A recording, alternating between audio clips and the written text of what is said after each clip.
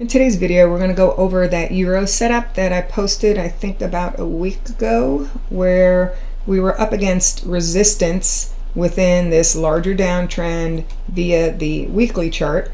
And because there were so many swings that were similar before they had rolled over, this was an area to look for possible short. So we did see the sell triggers, but now we have to look at the next decisions, because typically what we'd look for a target within a downtrend, you'd look for an extension to the downside, which means this is the initial downside target off of this setup zone.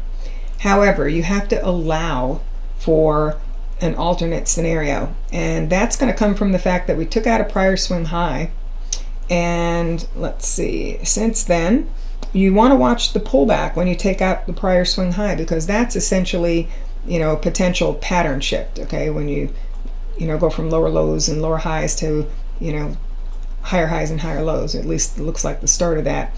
So we also have to watch this support on the way down, because we don't know if it's definitely going to give you a full target on the downside, or if this is possibly the beginning of a new rally swing, okay, after we hit and hold support and then potentially trigger to the upside.